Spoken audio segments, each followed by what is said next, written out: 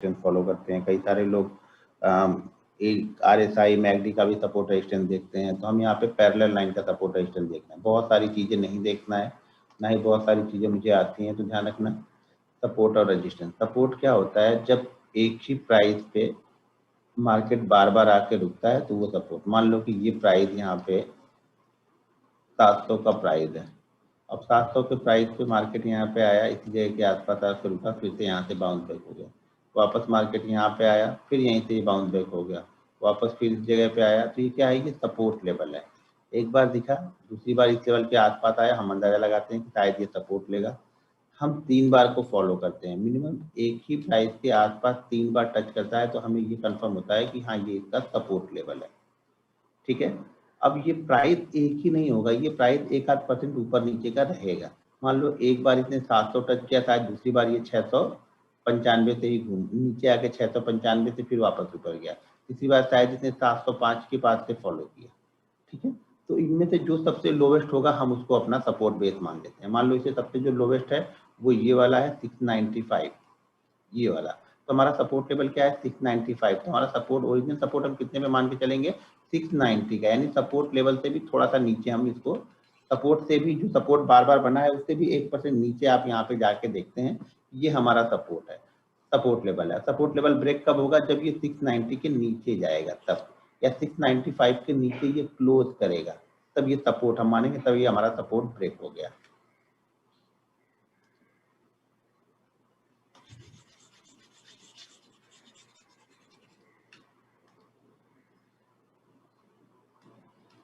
मान लो bank Nifty है, ठीक है, बैंक निफ्टी का एक प्राइस ऊपर की तरफ जा रहा है, यहाँ पे जा रहा है और यहाँ पे वापस नीचे आ रहा है। मान लो ये 34,000 का लेवल है, ठीक है, 34,000 नहीं हो सकता, 34,000 आए, अगली बार यहाँ से घूम गया, वापस ऊपर की तरफ गया, अब ये यहाँ पे इस बार 34,100 से घूम जाता है।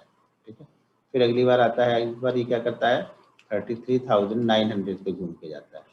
तो हमारे पास ये सपोर्ट लेवल है। सपोर्ट जो एरिया होगा, एक जोन नहीं, एक एरिया, एक फिक्स नहीं होता, एक जोन होता है। तो अब ये हम क्या मान रहे हैं कि ये 200-300 का जो जोन है ये इसके लिए सपोर्ट लेवल है।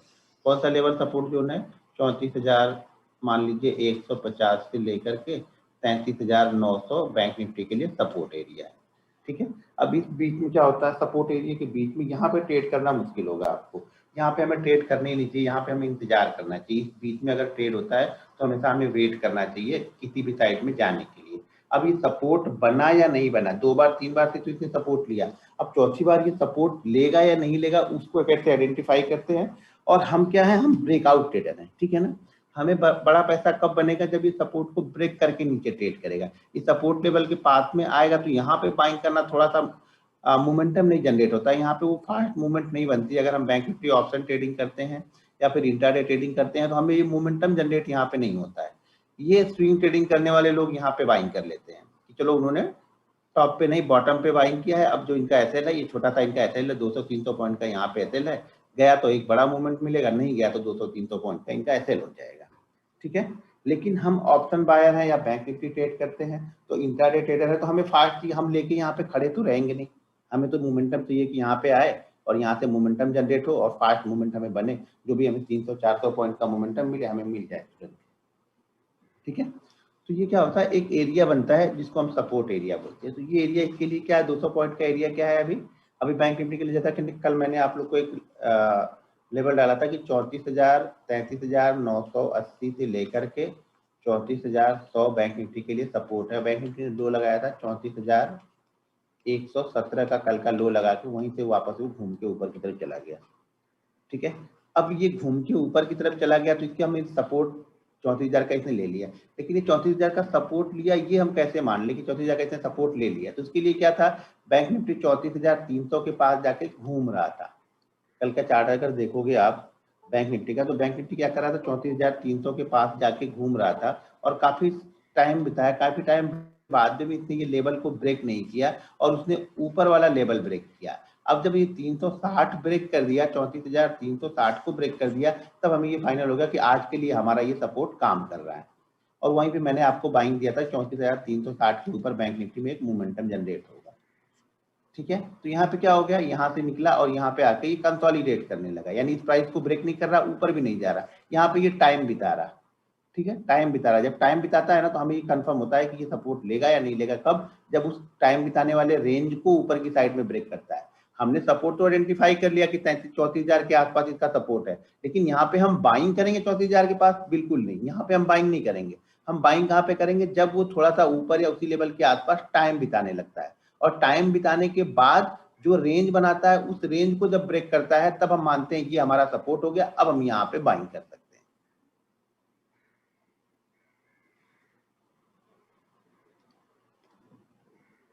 सपोर्ट क्या है एक बार फिर से बताओ। सपोर्ट या रेजिस्टेंस दोनों एक ही तरह की चीज है। मान लो सपोर्ट है ये, ठीक है। अब हमने एक कोई स्टॉक है या बैंक निफ्टी है या निफ्टी है जो भी है, अब बैंक निफ्टी मान के चलते हैं कि बैंक निफ्टी यहाँ से निकलता है, कहीं ऊपर तक जाता है, और ऊपर जाने के बाद ये वापस करेक्शन होता है तो इसी लेवल के आसपास आता है, ठीक है। अब ये लेवल हम मान लेते हैं कि 34,000 का है, ठीक है। 34,000 का पहली बार ये कहाँ यहाँ से घूम गया, कहाँ से 34,100 से ये घूम गया, अब यहीं पे घूम गया। अगर यहाँ पे आता है वन वे चला जाता है, इससे हमें कुछ लेना देना ही नहीं है। इस ट्रेड को आप कभी पकड़ नहीं पाओगे, ये ट्रेड हमारे लिए रिस्की होगा। रिस्क हमें कब होगा? जब हमें क्लियर कट वहां पे एक व्यू मिले कि हमें यहाँ पे बाइंग कर।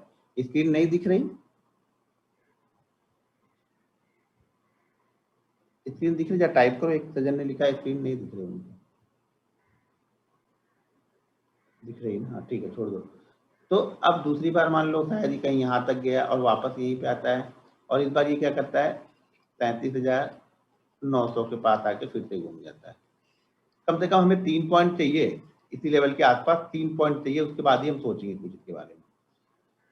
शुरुआती दौर में आपको 3 पॉइंट चाहिए। जब आप कम से कम 1 साल प्रैक्टिस कर लेते हो ना, तो दो प्राइस पे यानी दो सपोर्ट के बाद में भी हम सपोर्ट लेवल उसको मान सकते हैं, लेकिन शुरुआत में आपको 3 में फॉलो करना है। कब तक? 1 साल तक। आपको कम ट्रेड मिलेंगे लेकिन क्लियर ट्रेड पहले मिलेंगे, कॉन्फिडेंस बढ़ेगा आपका, ठीक है।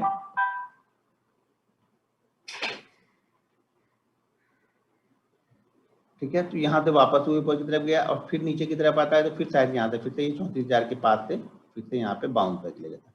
जब तुरंत आए और चला जाए तो ये हमारे लिए सपोर्ट तो है, लेकिन हमारे पास यहाँ पे कोई बाइंग का सिग्नल जनरेट नहीं हुआ। अगर बाइंग का सिग्नल आप अगर इंट्राडे में देख रहे हो, यहाँ पे कोई 5 मिनट की कैंडल में आपको हैमर, शूटिंग स्टार, ये कैंडल बन गई तो उसको फॉलो कर सकते हैं, ठीक है।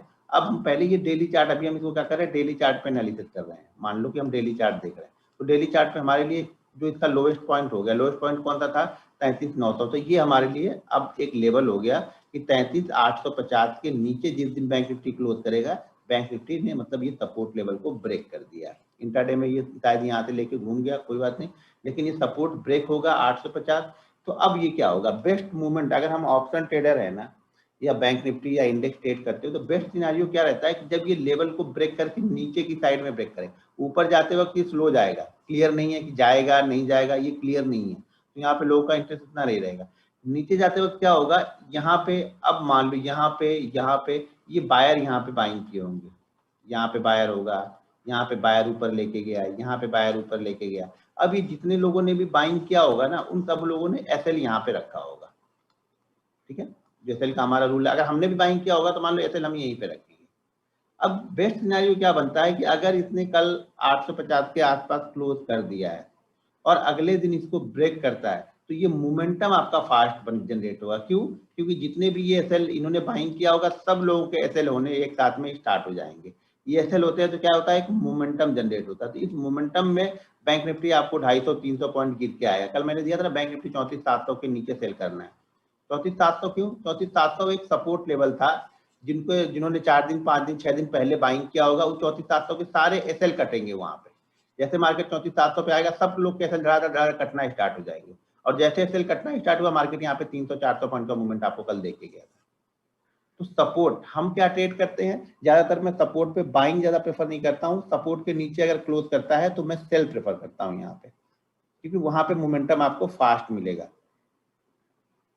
ठीक है। जो पैसा हमारा बनेगा वो तेज बनेगा। ऑप्शन हमें मोमेंटम से ये होता है, हमें 200 पॉइंट की मोमेंटम मिले लेकिन क्लियर मिले। ये 200 पॉइंट सारे दिन में बैंक निफ्टी घूम के जाएगा ना, आपको ऑप्शन में कोई बेनिफिट नहीं होगा। ऐसे ऐसे ऐसे ऐसे करके जाएगा ना, तो आपको कोई बेनिफिट नहीं होगा।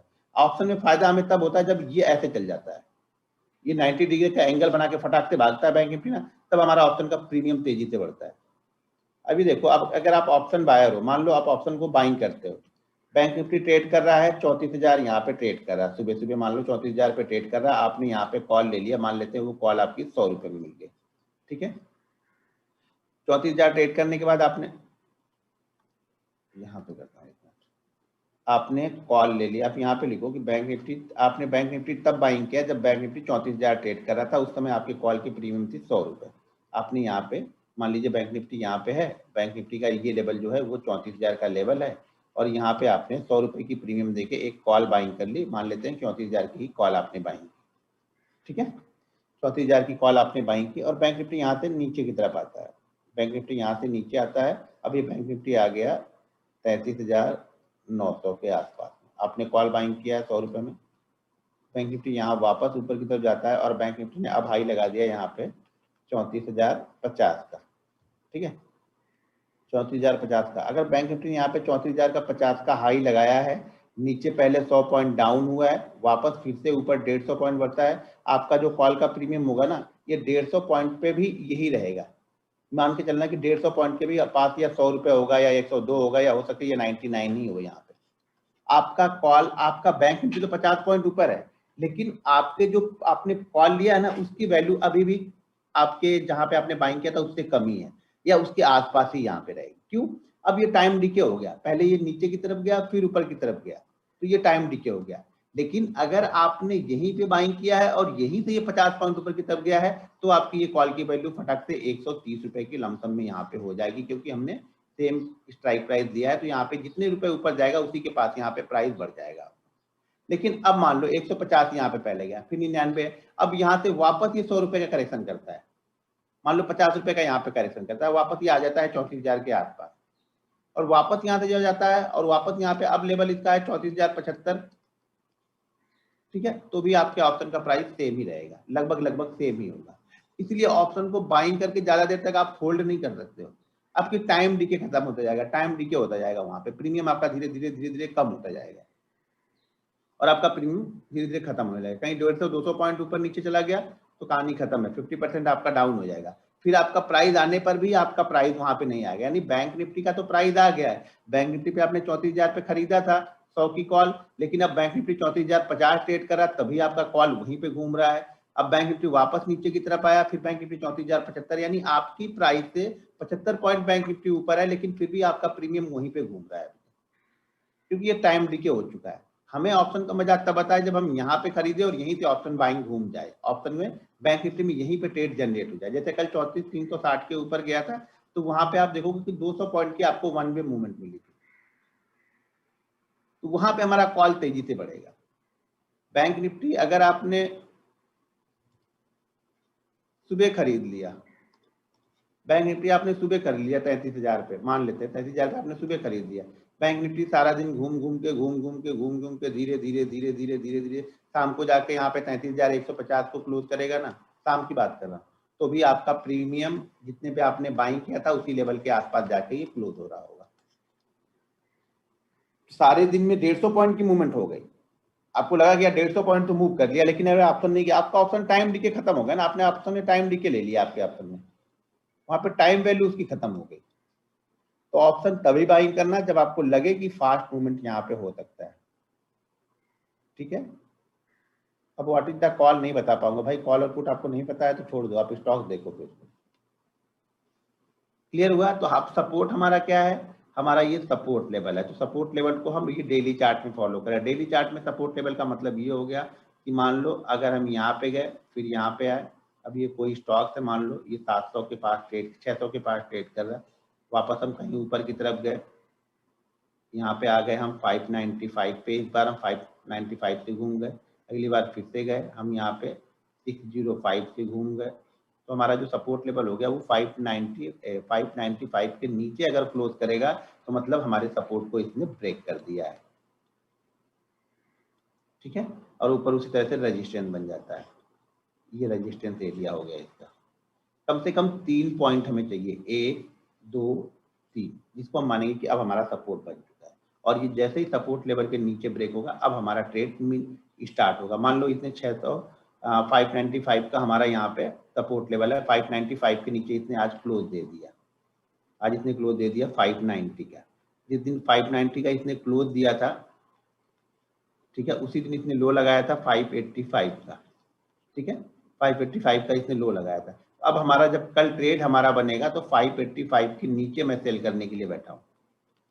उस कंडीशन में एसएल हमारा क्या है, क्लोज। जैसा कि मैंने कैंडल स्टिक में बताया था ना, जो भी डेली चार्ट आप फॉलो कर रहे हैं एसएल हमारा क्लोज होगा, यानी उस दिन का जो क्लोजिंग प्राइस होगा वो हमारा एसएल होगा। और सपोर्ट को अगर इसने नीचे ब्रेक करके क्लोज किया है तो जिस दिन का वो लो लगा है उस लो के नीचे जाएगा, तो यहाँ पे हम इसको सेल करेंगे, क्योंकि यहाँ पे अब मोमेंटम सेल साइड का बनेगा। यहाँ भाई टाइम फ्रेम नहीं, डेली चार्ट पे हम आज एनालिसिस करके बैठे हैं, कल हमें सिर्फ प्राइस देखना है। टाइम फ्रेम का कोई मतलब ही नहीं है यहाँ पे। टाइम फ्रेम हम इंट्राडे जब कुछ चीजें निकालते हैं वहां पे देख रहे हैं। ये तो हमने डेली चार्ट पे हम आज ही निकाल के बैठे हैं कि कल हमें क्या, आज हमें क्या सेल करना है या फिर क्या बाइंग करना है। ये सपोर्ट हो गया, ये रेजिस्टेंस हो गया। उसी तरह से जब रेजिस्टेंस के ऊपर हम क्लोज करते हैं तब हम बाइंग के लिए देखते हैं। ध्यान रखना है, जिस दिन क्लोज करता है 1 से 2 दिन में वहां पे मोमेंटम बना रहता है। अगर जिस दिन इसने क्लोज किया है हायर प्राइस के आसपास क्लोज करना चाहिए। ऐसा नहीं होना चाहिए कि मान लो अगर ये सपोर्ट रेजिस्टेंस 700 का है, ठीक है, ये रेजिस्टेंस 700 का है, बैंक निफ्टी ने क्लोजिंग कहाँ पे कर दी 705 का, लेकिन उस दिन का हाई ये लगा के आया था 750 का, तो ये हमारे लिए काम का नहीं है इंट्राडे के लिए, क्योंकि उसी दिन इसने हाई 750 का लगा दिया था। ये 705 पे हमारा रेजिस्टेंस है, 705 के ऊपर क्लोज करे तो 710 क्लोज कर दे, 715 क्लोज कर दे। उस दिन का हाई 1-1.5% से ज्यादा का नहीं लगा होना चाहिए। एसएल क्लोज होगा, जो भी क्लोज होगा वो एसएल होगा हमारा। ये सबसे बेस्ट वर्क करेगा सपोर्ट रेजिस्टेंस। बस थोड़ा सा आपको समय लगेगा किसी भी चीज को समझने के लिए। सपोर्ट रेजिस्टेंस अगर आप ट्रेड करने लगे एक बार तो सबसे बेस्ट सिनेरियो आप लोग का बनेगा। मोमेंटम यहीं से बनता है, क्योंकि यहाँ पे फिर बायर और सेलर बहुत तेजी से एक्टिव होते हैं। सपोर्ट के ऊपर, रेजिस्टेंस के ऊपर क्लोज करेगा तो बायर मोमेंटम, बड़े ट्रेडर यहाँ पे आके पैसा लगाएंगे। बड़े ट्रेडर अगर वो मान लो स्विंग ट्रेडिंग करते हैं या इंट्राडे ट्रेडिंग करते हैं, उस बीच में पैसा आपका नहीं लगाएंगे, क्योंकि यहाँ पे पैसा ब्लॉक हो जाएगा, पता नहीं जाएगा कि नहीं जाएगा। इसी बीच में हो सके 6 महीने, 8 महीने, 9 महीने ट्रेड करता रहे। रिलायंस आप देखोगे 3-4 साल पहले देखोगे ना, तो 600 से लेकर के 900 एक रेंज थी उसकी, उसमें लगभग उसने 3 साल बिता दिए, तो उस बीच में पैसा नहीं बना। लेकिन जिसने भी इसके ऊपर जब ब्रेकआउट किया उसने लिया, तो उसका पैसा साल भर, 1.5 साल में 4 गुना 5 गुना हो गया। लेकिन जिसने पैसा यहाँ पे 3 साल होल्ड करके रखा, 3 साल तो पैसे की वैल्यू खत्म हो गई ना आपकी। यहाँ पे 3 साल तो आपका पैसा कुछ नहीं किया, लेकिन जैसे ही ब्रेकआउट किया यहाँ पे आपको फटाफट फटाफट वो लेवल मिलने लगे। तो हमेशा ब्रेकआउट पे ट्रेड करते हैं। हाँ, विक को भी काउंट करेंगे भाई, उसमें विक देखनी पड़ेगी, विक कैसी है वो। ठीक है, अब चलो मैं एक बार चार्ट पे दिखाता हूँ आप लोग को, तो क्लियर कट हो जाएगा।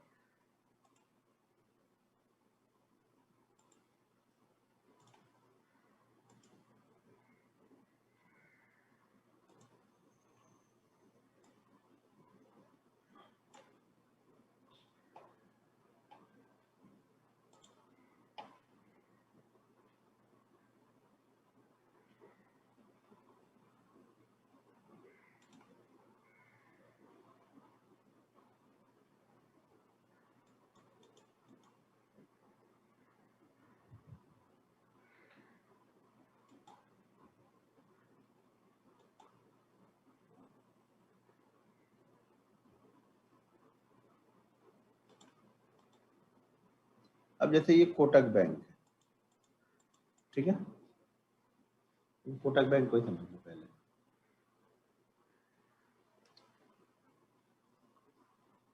ये कोटक बैंक है, ये इसका सपोर्ट एरिया है, ठीक है, ये सारा इसका सपोर्ट एरिया है। ठीक है, सपोर्ट लेवल इसका कहाँ पे है, 1680, ठीक है, 1680 का सपोर्ट एरिया है। अभी 1680 को क्या कर रहा है कि लगभग इसने देखो मई, जून, जुलाई 3 महीने से कई बार इसके पास में आया, लेकिन इसको इसने नीचे की तरफ क्लोज नहीं किया। कल फर्स्ट टाइम इसने क्लोज किया है नीचे की साइड में। ठीक है, अब सबसे अच्छी बात है कि नीचे इसने क्लोज किया है और क्लोज करने के बाद में इसने लोवेस्ट पॉइंट के आसपास में क्लोजिंग दी है। ठीक है, तो अब इसको अगर हमें आज ट्रेड करना होगा तो हम कैसे ट्रेड करेंगे। सबसे पहली चीज क्या है, यहाँ पे इसका आज का, कल का लो हमारे लिए इंपॉर्टेंट है। तो कल का लो कितना लगा है, 1646 का। ठीक है, तो 1646 के नीचे हम इसको सेल प्लान करेंगे। 1646 के नीचे जाएगा तब हम इसमें प्लान करेंगे कि हम इसको सेल कर सकते हैं। 1646 एसएल क्लोज, क्लोज कहाँ पे इसका 1652, ये हमारा 52 हमारा एसएल है, 1646 के नीचे हम इसको सेल करना स्टार्ट करें। आइडियल सिचुएशन ये है कि ये हमारे सेल प्राइस के पास ही ओपन हो, ठीक है ना। अब ज्यादा बड़ा गैप अप ओपन हो जाए, मान लो गैप अप ओपन हो गया, ये 40 पे है, 80 के पास ओपन हो गया और उसके बाद आके क्रॉस करता है 46 को, तब फिर हम इसको नहीं देखेंगे। हमें क्या चाहिए कि ये स्टॉक 55-60 के आसपास में कहीं पर भी ओपन हो और ओपन होने के साथ में 1646 को ब्रेक करे तो हम 52 का ऐसे लगा के इसको ट्रेड करेंगे। ध्यान रखना है शुरुआत के 2-3 मिनट के बाद ही आपको सेल करना है। शुरुआती मिनटों में कभी भी इंट्राडे ट्रेडिंग कर रहे हो डेली चार्ट पे, आज की एनालिसिस पता नहीं कल मैंने बताया था कि नहीं कैंडल स्टिक में, हमेशा 9:17 9:18 के बाद ही आप ट्रेड करो। यानी शुरुआत के 2-3 मिनट भूल जाओ। आप समझो कि आपका मार्केट 9:17 पे ओपन हो रहा है या 9:18 पे ओपन हो रहा है, तभी आपको यहाँ पे शुरुआती जो होगा ना मूवमेंट, उसकी मूवमेंट को आप बहुत ज्यादा जल्दी ट्रैप हो जाओगे, क्योंकि आप वहाँ पे डिसीजन नहीं ले पाओगे फास्ट। आपको बहुत क्विक डिसीजन लेना पड़ता है, तुरंत ही शायद आपको 1 मिनट में आपका टारगेट भी होता दिखे और शायद 1 ही मिनट में आपका एसएल भी होता दिख जाए। तो अगर आप एसएल होने के बाद निकलते नहीं हो तो बड़ा लॉस हो सकता है आपका, ठीक है। तो यहाँ पे हम क्या कर रहे हैं, 1646 के नीचे सेल प्लान कर रहे हैं। क्यों? इसमें सपोर्ट बना हुआ था और इस सपोर्ट लेवल को इसने ऑलरेडी ब्रेक करके क्लोज किया है, ठीक है। बाइंग साइड में एक स्टॉक दिखाता हूँ आज के लिए, बहुत अच्छा है, BEML, ठीक है। BEML इंट्राडे में हमें एक मूवमेंट मिल जाएगा। हम इंट्राडे ट्रेडर हैं तो हमें क्या चाहिए, हमें इंट्राडे में एक मोमेंटम चाहिए, ऐसा स्टॉक चाहिए इंट्राडे में हमें एक मोमेंटम आज मिल जाए। अब वो कल क्या करता है उसको व्यू हमारा वहां पे नहीं है, हमारा व्यू सिर्फ आज के लिए है, क्योंकि हम इंट्राडे ट्रेडर हैं। आज के लिए हम प्लान कर रहे हैं कि हमें किस तरीके से ट्रेड करना है। BEL, यहाँ पे BEL को ध्यान से देखो आप, ये बिल्कुल एक रेंज में था, ठीक है। और इस रेंज का अपर साइड लोअर साइड यहाँ पे ध्यान से देखो, हमें यहाँ पे हमें बन गया ये कंटिन्यू, इसको प्रैक्टिस कर ये यहाँ पे कंटिन्यू, दोनों चीजें यहाँ पे बन रही, सपोर्ट भी बन रहा था और रेजिस्टेंस भी बन रहा था। तो इसने ब्रेक क्या किया, अपने रेजिस्टेंस को ब्रेक किया, इसने रेजिस्टेंस को ब्रेक किया, मतलब क्या करें। अब इस बीच में जिसने देखो, अब इस बीच में जो बाइंग किया होगा, पिछले 1 महीने से बाइंग करके बैठा होगा, उसे कोई फायदा नहीं हो रहा होगा। लेकिन जो ये ब्रेकआउट पे बाइंग करेगा, अब उसका जितने 1 महीने में उतना पैसा नहीं बनाया, वो 3 दिन में बना के चला जाएगा। अब 1 महीने तक क्या हुआ, यहाँ पे 20 दिन तक आपका पैसा ब्लॉक रहा, ये पैसा ब्लॉक हो गया। अगर आप ट्रेडर हो या स्विंग ट्रेडिंग करते हो तो पैसा ब्लॉक नहीं होना चाहिए, हमेशा ब्रेकआउट या ब्रेकडाउन पे ट्रेड करना है। जनरली 90% इंडियन 80% इंडियन बाइंग में प्रेफर करते हैं, बाइंग ही करते हैं, वो सेल करना पसंद नहीं करते हैं, ठीक है। तो अगर आप बाइंग करने वाली कंडीशन में हो तो हमारे लिए ऐसे स्टॉक चाहिए कि जो ब्रेकआउट कर रहे हैं, पैसा वहां पे बनेगा जहां पे ब्रेकआउट हो रहा है। ये क्या होता है, ये मोमेंटम 1 से 2 दिन बना रहेगा। यहाँ पे आज इसको हायर प्राइस के आसपास क्लोज है, अगर मान लो कल भी, मतलब आज ये मान लो स्टॉक चला जाता है 193, हाई लगाता है 194 का, ठीक है, सॉरी 194 तक जाता है और 194 जाने के बाद 193 का ये क्लोज कर देता है, तो कल ये फिर से हमारी वॉच लिस्ट में होना चाहिए। कब? जब आज के हाई को निकालेगा तब। तो अगर हायर प्राइस के आसपास 2 दिन क्लोज कर रहा है तो हम 2 दिन इसमें ट्रेड कर सकते हैं, 2 दिन के बाद हम छोड़ देते हैं इसको, ठीक है। 2 दिन 3 दिन, अगर तीसरा दिन ट्रेड कर रहे हो सेम कंडीशन बनी है तो क्वांटिटी आधी करनी पड़ेगी आपको। तो हम इसको बाइंग कहाँ पे करेंगे, ब्रेकआउट के ऊपर। ब्रेकआउट का लेवल क्या है, इसके ऊपर ब्रेकआउट हो चुका है, क्लोज किया है 192 के ऊपर हम बाइंग करेंगे। या फिर यहाँ ध्यान रखना 192, क्योंकि 100 का स्टॉक है तो 192.70 के ऊपर भी आप इसको बाइंग प्लान कर सकते हो। स्टॉप लॉस आपको यहाँ पे 190 का लगाना पड़ेगा, ये आपका एसएल होगा, ये आपका बाइंग प्राइस हो जाएगा। क्यों बाइंग करना है हमें, क्योंकि इसने ब्रेकआउट किया है।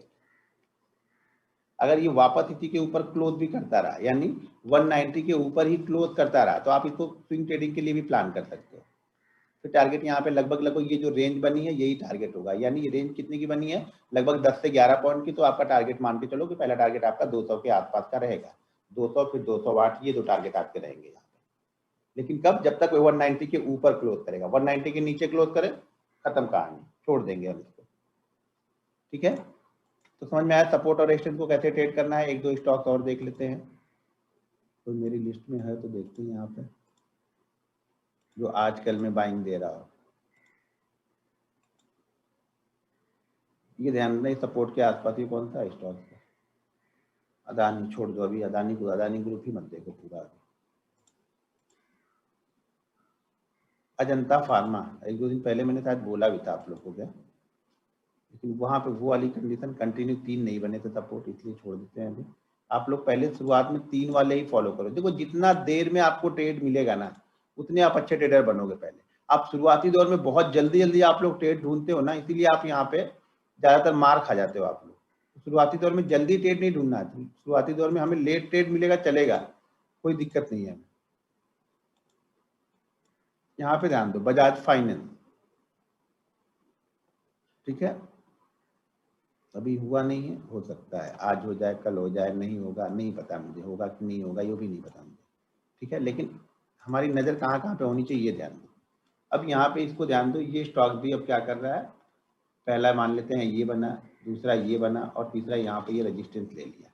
अब रजिस्टेंस का लेवल, इसका हाई पॉइंट क्या है, अब इसका देखो, इसका हाई कितना है, सबसे हाईएस्ट शायद यही क्या है, 1642, 16 नहीं 6342, और इसका आई है 6323। तो हम इसको प्लान कहाँ पे करेंगे, ब्रेकआउट हमारा कब होगा, ये ब्रेकआउट हम कब मानेंगे इसको, जब ये 6350 के ऊपर क्लोज करेगा। ध्यान रखना, पहले क्लोज चाहिए हमें, आज इसको क्लोज होना चाहिए, आज कल परसों। जब ये इसके ऊपर क्लोज करके एक कैंडल बनाएगा, और जिस दिन क्लोज करेगा वो हायर प्राइस के आसपास ही क्लोज करे।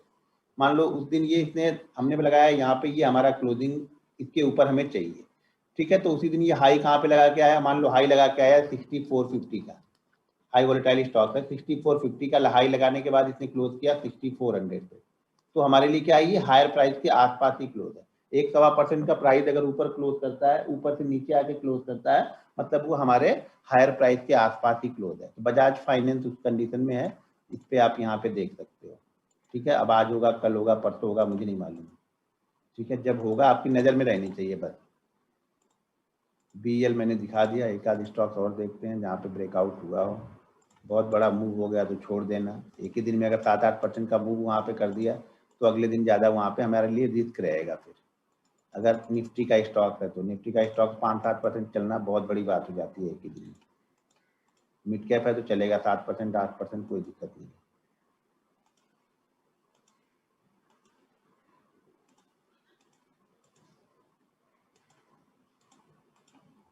ठीक है, बैंक निफ्टी में भी इसको फॉलो करना है, निफ्टी में भी फॉलो करना है, कमोडिटी करेंसी जो भी आप फॉलो करते हो सब जगह फॉलो करो।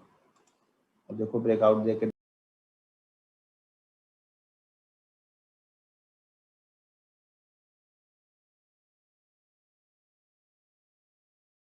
हुआ है ग्लेनमार्क का, इसका तो IPO आ रहा, फिर भी इसने ब्रेकडाउन किया।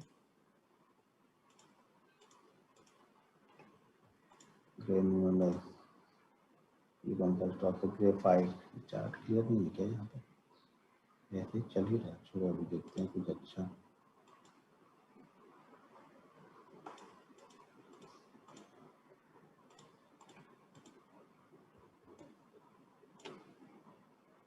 HDFC लाइफ, इस पे ध्यान देना, बहुत दिनों से, लगभग पूरे साल यानी 2021 में पूरा कई बार वो आ रहा 650 के आसपास, लेकिन उसके नीचे क्लोज नहीं करता। जब इसके नीचे ये क्लोज करेगा एक दिन, फिर इसके नीचे एक मोमेंटम जनरेट होगा, ठीक है, तो इस पर भी ध्यान रख सकते हो।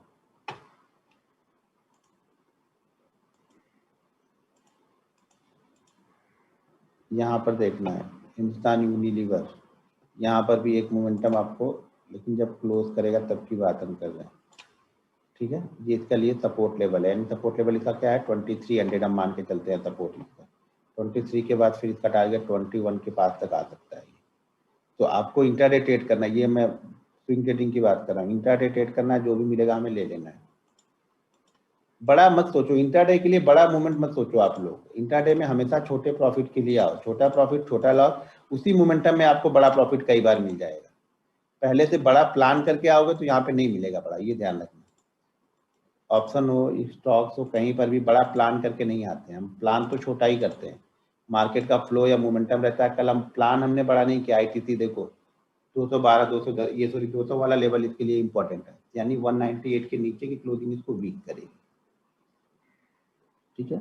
जिंदल स्टील, यहाँ पे कुछ नहीं, ये सब छोड़ दो, ऐसी जस्ट जुबलैंड, जुबलैंड फूड ऊपर ही निकल गया, जस्ट टाइल कुछ नहीं है यहाँ पे, ये रेंज बना के रखा है कौन सा, बजारिया ग्रामीण छोड़ दो, कोटक ने ब्रेक किया था, कोटक का बता ही दिया, KSCL, ये स्टॉक देखना, L&T फाइनेंस, ये कंटिन्यू 3-4 बार यहाँ पे आ चुका है, अब ये आएगा तो रिस्की हो जाएगा, ठीक है। अब आपको प्लान करके सब रखना है। LTI ये स्टॉक अगर 4500 के ऊपर क्लोज कर दे तब, ठीक है, एक दिन वीक इसके ऊपर गई, बाकी सब नीचे, लेकिन बॉडी एक भी इसकी 4500 के ऊपर नहीं है, ठीक है ना। तो इसलिए हम इसका जो सपोर्ट निकालेंगे वो थोड़ा सा 4500 के ऊपर, यानी एक भी दिन अगर ये 4500 के ऊपर क्लोज करने में कामयाब हो गया तो अगले दिन यहाँ पे आपको मोमेंटम दिखेगा, जो कि हमारे लिए चाहिए इंट्राडे के लिए। इंट्राडे के लिए बेस्ट मोमेंटम आपको मिल जाएगा अगर ये 4500 के ऊपर क्लोज कर देता है। आज क्लोज करे, कल करे, परसों करे, 45 के ऊपर क्लोज कर दे और अगले दिन, मतलब क्लोज करने के साथ ही हायर प्राइस के आसपास ही क्लोज करे। हायर प्राइस का मतलब ये हो गया कि मान लो जिस दिन ये 45 को ब्रेक कर रहा है उस दिन अगर ये 45, मान लो 45.80 पे गया और आके क्लोजिंग इसने कर दी 45.20 पे, चलेगा हमारे लिए। लेकिन अगर उसी दिन ये 45 की जगह ये 48 जाके आके क्लोज करता है तब नहीं, क्योंकि 300 पॉइंट की मोमेंटम हो गया, फिर अभी से अगले दिन ट्रेड नहीं करेंगे, छोड़ देंगे। अभी सबसे पहले हमारा रिस्क मिलना है, रिस्क देखना है अपना। ऐसा नहीं कि हमारा रिस्क हमने बहुत बड़ा ले लिया, पता लगा रिस्क के बराबर में प्रॉफिट ही नहीं हो रहा। यहाँ महिंद्रा VMM फाइनेंस ने ब्रेक कर दिया, मेरिको, मारुति, मैकडोवेल्स, MFSL, यहाँ पे ब्रेकआउट, बहुत सारे स्टॉक्स हैं ब्रेकआउट ब्रेकडाउन वाले लाइन में। तो आप सबको फॉलो करो, देखो डेली चार्ट पे देखो कहाँ पे क्या हो रहा है। स्टॉक इसमें देख सकते हो, निफ्टी 500 के स्टॉक है उसमें भी जाके आप ढूंढ के देख सकते हो, जो आपको पसंद हो वो स्टॉक अपनी वॉच लिस्ट में लगा लो। जरूरी नहीं यही ट्रेड करने, आप अपनी वॉच लिस्ट में लगा लो कौन सा स्टॉक आपको सूट करता है।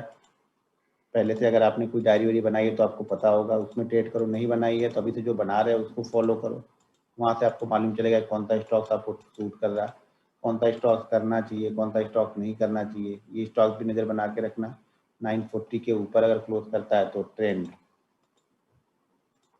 ठीक है। अब आपको जो क्वेश्चन हो वो ले लेता हूँ थोड़े। चलो क्वेश्चन आपके जो है वो पूछ लो यार। One day when first break support resistance should the ignore the trade that day, क्या one of the day when, हाँ अगर डे के दौरान ही क्लोज कर ट्रेड करता है तो उसकी कंडीशन एक अलग है। मान लीजिए हमारा जो सपोर्ट है वो है 4500, ठीक है, और उसने कल क्लोज किया है 4480 के, नहीं 4500 का हमारा सपोर्ट है तो कल उसने क्लोज किया है मान लीजिए कि 4520 पे और 4500 सपोर्ट है। तो अगर 4500 के दौरान नीचे आज ट्रेड कर लेता है 5 मिनट तो उसमें एक कंडीशन हम ट्रेड कर सकते हैं, कंडीशन ट्रेड। लेकिन सबसे सेफ ये होगा कि सपोर्ट लेवल के ऊपर या नीचे पहले आप क्लोज करने दो उसके आराम से, फिर उसके अगले दिन हम ट्रेड करें। लेकिन अगर आपको इंट्राडे बहुत घाई में आप लोग हो तो उस दिन भी ट्रेड कर सकते हैं, लेकिन ये ध्यान रखना है कि अगर हमारे लेवल के आसपास का क्लोज किया है उसने तब, जैसे कोटक ने 80 के आसपास ही क्लोज किया था तो उसको हम कल ट्रेड कर सकते थे, यानी बुधवार के दिन में हम उसको ट्रेड कर सकते थे जब वो 80 को ब्रेक कर रहा था तब, ठीक है। तो सपोर्ट लेवल के आसपास मान लीजिए हमारा जो रेजिस्टेंस है वो 700 का है और स्टॉक्स ने आज क्लोज कर दिया है 695 पे, तो कल 800 के ऊपर अगर 4-5 मिनट सस्टेन हो जाएगा तो एक रिस्क लेके हम ट्रेड उसमें कर सकते हैं, ठीक है। अब वो आपके एक्सपीरियंस के ऊपर डिपेंड करेगा, वो मैं समझा नहीं पाऊंगा। एक्सपीरियंस या कंटिन्यू इस तरह के ट्रेड आप देखोगे तभी आपको समझ में आएगा। बैंक निफ्टी में भी भाई सेम ही करेंगे। बैंक निफ्टी कल 700 का था, जैसे 700 के नीचे कल उसने क्लोज किया तो मैंने बताया ना 700 के नीचे जैसे जाएगा आप ट्रेड कर दो। तो 700 के नीचे ट्रेड मिला हमें ऑलरेडी 200-250 पॉइंट वन पे मिल गए थे वहां पे। उसी तरह से निफ्टी, बैंक निफ्टी सब एक है।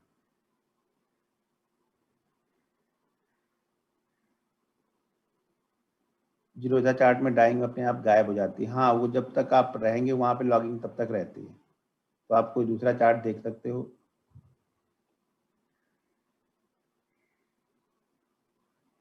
कॉल और पुट कैसे सेलेक्ट करें बैंक निफ्टी की, वो कॉल और पुट जब सेलेक्ट करने की बारी आएगी तब बता दूंगा वहाँ पे। पहले कैसे ट्रेड करना है वो देख लो, जो कॉल और पुट बता दूंगा। भाई टाइम फ्रेम डेली चार्ट पे देख रहे हैं यार आप लोग, हर लोग दिन इंटरडे में ही घुस जाते हो आप लोग को, तो क्या बताऊँ। अब डेली चार्ट पे हम सपोर्ट रेजिस्टेंस निकालना है, बड़ा मूवमेंट पकड़ना है तो हमेशा डेली चार्ट का सपोर्ट रेजिस्टेंस आपको देखना पड़ेगा, तभी आप बड़े मूवमेंट कैच कर पाओगे। यहाँ पे छोटे छोटे ही देखना है तो फिर इंटरडे 5 मिनट के चार्ट पे भी सपोर्ट रेजिस्टेंस बताऊंगा कल, तो वहाँ पे आप देख लेना। अब आपको डिसाइड करना है आपको बड़ा चाहिए या छोटा चाहिए। एसएल हमेशा क्लोजिंग होता है, एसएल हमेशा प्रीवियस डे का क्लोज होता है। और जैसे ही कंडीशन मैंने बताई थी आइडियल सिचुएशन बाइंग करने की क्या है, आपने जैसे हैमर कैंडल बताया था या शूटिंग स्टार बताया था, सेम कंडीशन बाइंग साइड में अप्लाई करना है। गैप अप ओपन हो जाए तो कैसा करना है, गैप डाउन ओपन हो जाए तो कैसा करना है, आइडियल सिचुएशन क्या है, वो सारा मैंने कैंडल स्टिक जो डेली चार्ट पे बताया था हैमर का, वही कंडीशन यहाँ भी अप्लाई करना है आपको। बस यहाँ पे सपोर्ट के ऊपर क्लोज होने के बाद वो सारी कंडीशन अप्लाई करनी है।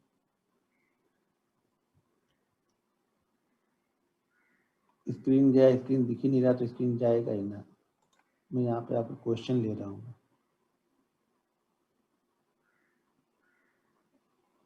भाई जब कोई स्टॉक देता हूँ तो वहाँ पे एसएल देता हूँ, आप एसएल को फॉलो करो या फिर टारगेट या टारगेट के आसपास जो भी चीज़ आपको अच्छा लगे वो फॉलो करो। एक दिन के ऊपर नीचे होने में आप लोग की हालत खराब होने लगती है, कभी भी स्टॉक्स मत लो फिर, क्योंकि लेने से पहले देने की वहाँ पे एसएल मैं टाइप करके रखता हूँ। ब्रेकआउट फॉल्स हो रहा है या क्या हो रहा है ये मैं आइडेंटिफाई नहीं करता हूँ, मेरे लिए सिर्फ ब्रेकआउट और ब्रेकडाउन होता है। फॉल्स ब्रेकआउट और फॉल्स ब्रेकडाउन ये मैं नहीं ढूंढता हूँ। अगर 10 करूंगा तो उसमें से 2 फेल भी होंगे तो वही फॉल्स हो गए मान लो। आप लोग वो भी 2 एसएल नहीं देना चाहते, वैसी कभी कंडीशन बनेगी नहीं। वो वीडियो बनाना बड़ा आसान है कि फॉल्स ब्रेकआउट कैसे पहचाने, फलाने ब्रेकआउट कैसे पहचाने, जब ट्रेड करोगे तब समझ में आएगा। उसी कंडीशन में वो तो पता लगा आपको फॉल्स फॉल्स आप देख रहे हो, वो भाग गया 10% ऊपर। तो फॉल्स ब्रेकआउट मत ढूंढो, निगेटिव चीजें मत ढूंढो, पॉजिटिव देखो। आप ये सोचो कि मैं इतनी मेहनत करके स्टॉक्स को निकाल रहा हूं तो जाहिर सी बात है 2 नहीं चलेगा, 3 नहीं चलेगा, 7 तो चलेंगे ना। आप लोग क्या करते हो, वो 3 के चक्कर में वो 7 मिस कर देते हो आप लोग। या एक दिन आपका ऐसे होगा, अगले 10 दिन तक आप उस कंडीशन को फॉलो नहीं करने वाले हो, 11वें दिन आप फिर फॉलो करोगे, वो फिर एसएल करेगा मार्केट। मार्केट बोलता है कि कंसिस्टेंसी लाओ, यानी कंटिन्यू जो भी चीज कर रहे हो उसमें कंटिन्यू करवा, तभी मैं आपको प्रॉफिट दूंगा। आप एक दिन करोगे एक दिन नहीं करोगे, एक दिन करोगे एक दिन नहीं करोगे तो मार्केट आपको पैसा नहीं देगा। डायरी कैसे बनाए, अब ये थोड़ा मैं बताने जा रहा हूँ कि डायरी कैसे बनाए, वो तो मैंने पहले ही बताया था कि जिस दिन आपको क्वेश्चन करना है उस दिन आप लोग नहीं करोगे, जिस दिन नहीं करना उस दिन आओगे। डायरी के बारे में मैंने सब कुछ पहले बता दिया, रूल डिसिप्लिन सब कुछ कैसे फॉलो करना है वो सब मैंने आपको बता दिया वहां पे। अब आप लोग कैसे क्या करते हो ये आप लोग के ऊपर डिपेंड करता है।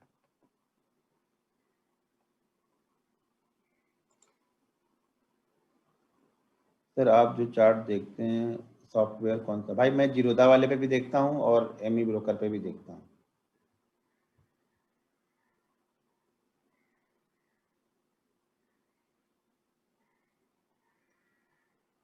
बैंक निफ्टी में प्रॉफिट का रेशियो क्या रहता है, सबके लिए अलग अलग रहता है। अब आप किस तरीके से ढूंढते हो आपके ऊपर डिपेंड करेगा, सेम नहीं रहेगा। मेरे लिए कुछ अलग होगा, मैंने 11 साल दिए हैं, आप यहाँ पे स्टार्ट कर रहे हो तो आपके लिए कुछ अलग होगा। ठीक है ना, तो ये कोई बताने से नहीं बता दूंगा कि मैं इतना परसेंट रहेगा ये। वो आपकी स्किल के ऊपर डिपेंड करता है कि आप कैसे ट्रेड करते हो, कहाँ पे ट्रेड करते हो, कैसे लेवल ढूंढते हो आप, वो आपकी स्किल के ऊपर डिपेंड करता है, कोई सेटअप के ऊपर नहीं डिपेंड करता है। वो स्किल है वहाँ पे, कैसे स्किल पे आप काम कर रहे हो, कितनी मेहनत आप कर रहे हो। एनालिसिस राइट होती है बट नेक्स्ट डे पता चलता है। सर एनालिसिस राइट, हाँ क्योंकि आप लोग देखते नहीं हो ना, आप लोग ट्रेड तो कुछ दूसरा करना बैठ जाते हो ना। भाई एक्सचेंजिंग का टारगेट 200 का दिया है तो उसका एसएल भी मैंने दिया होगा। ठीक है ना, वो एक ही दिन में 200 नहीं जाएगा, वेट करो, इंतजार करना पड़ेगा, या फिर किस तरह के ट्रेड है आपको वो देखना पड़ेगा। 108 पे दिया था, 108 के बाद वो 142 तक भी गया था, यानी 2 दिन में उसने 30-35% के रिटर्न भी दिए थे। ठीक है, तो आप 200 के लिए तो होल्ड करो, वहां पे मैंने एसएल भी दिया हुआ शायद 90 का, तो वो फॉलो करना पड़ेगा। एक दिन में ऊपर नीचे में आप लोग घबराने लगते हो तो फिर क्या ट्रेड करो, मत ट्रेड करो, इससे अच्छा आप लोग सिर्फ ये तो लेने के बाद खाली ऊपर ऊपर ही जाए तो गलत है ना, ऐसा तो होगा नहीं। फिर आप खुद से एनालिसिस करो और लो कि ऊपर ऊपर वाला आप ढूंढ सकते हो। तो ब्रेक के बाद कितने दिनों तक ट्रेड कर सकते हैं? भाई 2 दिनों तक तो सेफ रहता है, हायर प्राइस के आसपास अगर क्लोज कर रहा है तो। तीसरे दिन भी हायर प्राइस के आसपास ही क्लोज कर रहा है तो क्वांटिटी को आधी कर देना।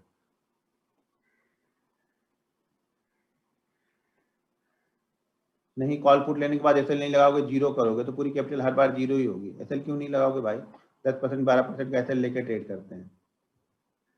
मैं मार्केट ऑर्डर ही मारता हूँ, लिमिट ऑर्डर नहीं मारता हूँ, ऑप्शन चेन देखता ही नहीं हूँ मैं। एनालिसिस राइट होती है बट नेक्स्ट डे पता चलता है।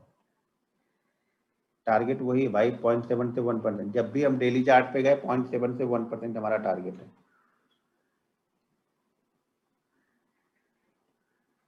मेहनत करोगे तब दिखेगा, तब एक दिन में नहीं दिखेगा। मैंने पहले बताया 100 ट्रेड तक तो आपको समझना पड़ता है, 100 ट्रेड के बाद आप डिसाइड करो कि अब आपसे अभी आप प्रैक्टिस कर रहे हो यहाँ पे 100 ट्रेड तक तो आपको समझ में आएगा, बिलीव आएगा, कॉन्फिडेंस आएगा, करोगे नहीं करोगे, 4 दिन फॉलो करोगे, 10 दिन नहीं फॉलो करोगे, ये सारी सिचुएशन 100 दिन तक चलती रहेगी।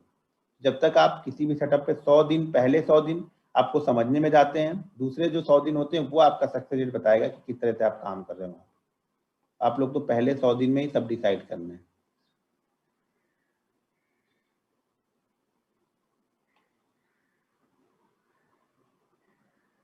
बिगनर हो तो स्टॉक से स्टार्ट करो भाई, बैंक निफ्टी में क्यों जाना? बैंक निफ्टी तो मैं बोलूंगा तब जाना जब आप स्टॉक में प्रॉफिटेबल हो। मानोगे तो है नहीं आप लोग, लेकिन मेरा काम है, अगर आप स्टॉक में प्रॉफिटेबल नहीं हो तो बैंक निफ्टी में आप प्रॉफिटेबल नहीं हो सकते हो, ये ध्यान रखना।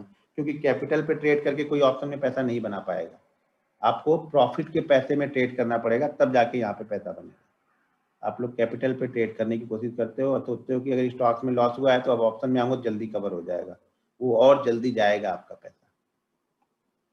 हाँ, ब्रेकआउट पे आप BTST लेके जा सकते हो, आज लेके कल बेच सकते हो, इसमें कोई दिक्कत नहीं। लेकिन BTST लेके वही जाना कि हो सके कल 10% गैप डाउन ओपन हो, ये हमेशा मान के चलना रहता है आपको। जब भी जो पोजीशन आप लेके जा रहे हो ना, तो आप ये हर समय मान के चलना कि ये कल कुछ खराब न्यूज आ जाए, कुछ भी खराब हो जाए, कल ये 10% गैप डाउन ही ओपन हो सकता है, इतनी कैपिटल या इतना लॉस अगर ले सकते हो तभी आप BTST लेके जाना। BTST या होल्ड जब हम तब करते हैं जब वो 10% वाला लॉस आप समझ लो कि मैं 10% का लॉस यहाँ पे ले सकता हूँ।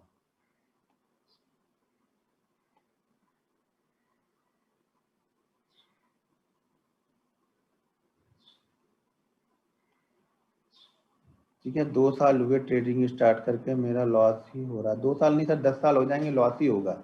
जब तक आप कंडीशन रूल्स बेस्ड ट्रेडिंग नहीं करते हो, risk management money management follow नहीं करोगे, 20 साल हो जाएंगे, लॉस ही होता रहेगा यहाँ। पैसा तो तब देगा जब आप डिसिप्लिन में ट्रेड करोगे।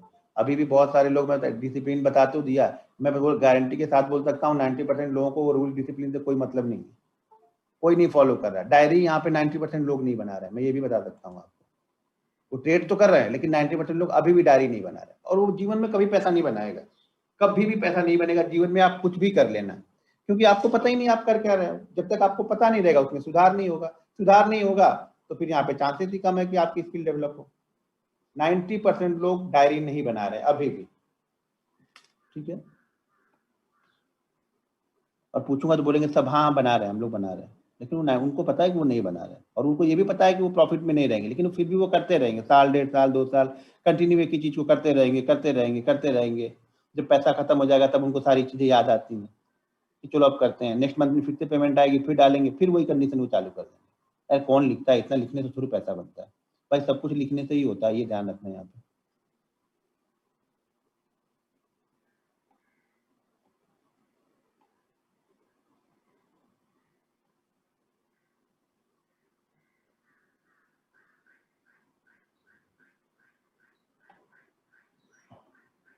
भाई अपना रिस्क देख के आप ट्रेड लो, कोई टाटा मोटर होल्ड कर रहा है, कोई कुछ कर रहा है, देखो अभी स्टॉक नीचे ऊपर तो होगा ही होगा, तो ट्रेड लेने से पहले आप डिसाइड कर लो कि मुझे इतना ही लॉस इसमें देना है।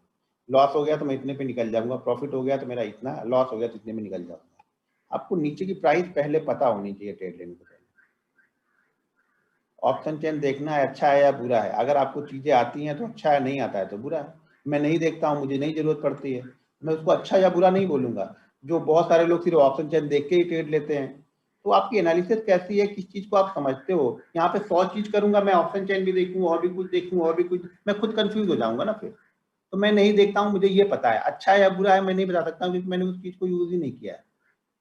ठीक है ना, तो अच्छा बुरा वो आप डिसाइड करो, मैं कैसे डिसाइड करूं जब मैंने किया ही नहीं। मैं फालतू का यहाँ पे ज्ञान बांटने बैठ जाऊं कि नहीं नहीं खराब है, नहीं नहीं अच्छा है। अरे भाई मैंने ही नहीं किया कभी तो क्या बताऊं आपको?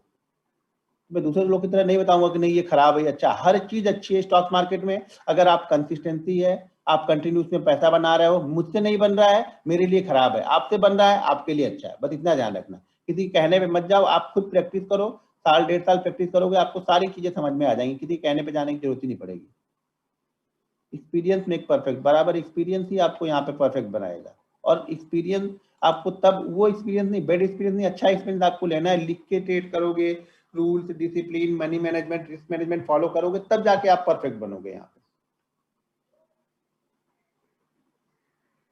ठीक है, चलो फिर कल मिलते हैं। तो कल मैं 5 मिनट पे आपको सपोर्ट रेजिस्टेंस बताऊंगा कि 5 मिनट में कैसे कैसे फॉलो करने हैं, इंट्राडे में इसको कैसे हम फॉलो करेंगे। भाई बैंक निफ्टी में फोकस कर सकते हो, लेकिन पहले स्टॉक में फोकस करो। 1% की मूवमेंट को अगर आप हैंडल नहीं कर पाते हो तो इंट्राडे में 20 से 30% की मूवमेंट को कभी जीवन में हैंडल नहीं कर पाओगे, ये ध्यान रखना। कलेजा आपका ऊपर नीचे निकल जाएगा बाहर, ठीक है। तो पहले 1% की मूवमेंट को हैंडल करना सीखो आप लोग। फिर भी आपको ऑप्शन ही करना है तो मैं तो बात बता ही रहा हूँ, साथ साथ में बैंक निफ्टी बताते ही चल रहा हूँ। आपको करना है तो करो, मेरा क्या जा रहा है इसमें। मेरा काम है सजेशन देना, आपको करना ना करना आपका काम है। आप क्या करते हो वो आपको डिसाइड करना है। मैं आपसे क्या करवाना चाहता हूँ ये मैं आपको पहले बता रहा हूँ, आपको क्या पहले करना चाहिए वो मैं आपको बता रहा हूँ। हर चीज का एक्सपीरियंस होता है ना करने का, कि इस तरीके से आगे बढ़ना है। आप लोग को पहले ही 10वें मंजिल पे पहले पहुंचना है तो कैसे जाना है वो आप डिसाइड कर लो, ठीक है। मैं तो पहले मंजिल से ही चलना सिखाऊंगा कि पहले पहले पे जाओ, फिर दूसरे पे जाओ, फिर तीसरे पे जाओ, फिर चौथे पे जाओ, आसानी से पहुंचोगे। चलो ठीक है, फिर कल मिलते हैं सेम टाइम पे। Okay, have a nice day.